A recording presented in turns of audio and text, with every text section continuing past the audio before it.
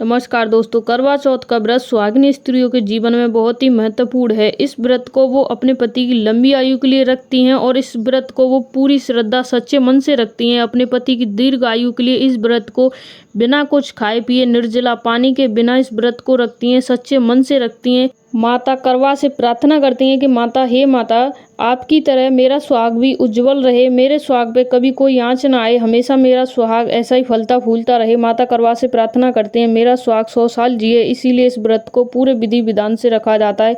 आज की वीडियो में हम आपको बताएंगे माता करवा के दिन व्रत रखते हैं तो उस दिन कौन सी कथा सुनी जाती है, उस कथा को आज हम आपको सुनाएंगे इस वीडियो में।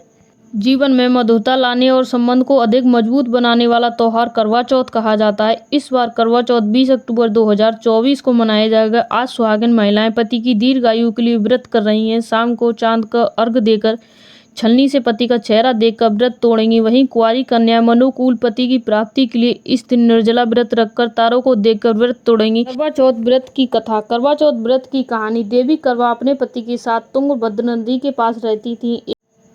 एक दिन करवा के पति नदी में स्नान करने गए तो एक मगरमच्छ ने उनका पैर पकड़ लिया और नदी में खींचने लगा। मृत्यु करीब देखकर करवा के पति करवा को पुकारने लगे। करवा दौड़कर नदी के पास पहुंची और पति को मृत्यु के मुंह में ले जाते मगरमच्छ को देख करवा ने तुरंत एक कच्चा धागा लेकर मगरमच्छ को एक पेड़ से बांध दिया। करवा के सतीत्व के कारण मगरमच्छ कच्चे धागे में से बंधा टस से मस नहीं हो पा रहा था। करवा के पति और मगरमच्छ दोनों के प्राण संकट में फंसे थे। करवा ने यमराज को पुकारा और अपने पति को जीवन दान देने और मगरमच्छ को मृत्युदंड देने के लिए कहा। यमराज ने कहा, मैं ऐसा नहीं कर सकता क्योंकि अभी मगरमच्छ की आयु शेष है और तुम्हारे पति की आयु पूरी हो चुकी है।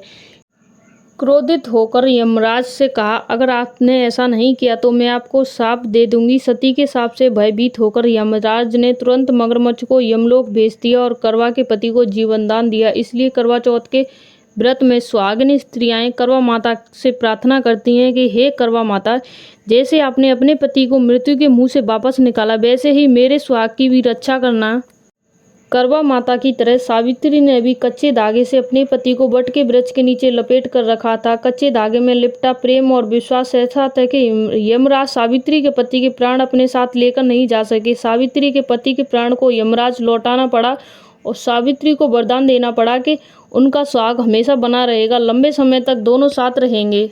दोस्तों, करवा चौथ का व्रत ऐसे ही नहीं कहा जाता है। करवा चौथ का व्रत बहुत ही महत्वपूर्ण और बहुत ही शक्तिशाली होता है। नारी के अंदर इतनी शक्ति होती है कि वो अपने पति को यमराज से भी वापस ला सकती है। इसीलिए वो करवा चौथ का व्रत अपने पति की लंबी आयु के लिए रखती है। जब तक वो अपने सच्चे मन से, तन मन से पूजा करती है तो अपने पति को यमराज से भी वापस ला सकती है। इसीलिए हर माता, हर बहन अपने पति की लंबी आयु के लिए इस व्रत को रखती हैं, पूरे विधि विधान से पूजा कर। साथ ही साथ माता करवा से प्रार्थना करती हैं मेरे पति की लंबी आयु हो, उन पे कोई संकट ना आए। अगर उन पे कोई संकट आता है तो मैं उसके लिए खड़ी हूँ। इसीलिए उसके पति पे कोई संकट नहीं आता है क्योंकि एक नारी में इतनी शक्ति होती है, वो अपने पति को यमराज से भी ला सकती है। दोस्तों, ये थी करवा चौथ माता की कथा।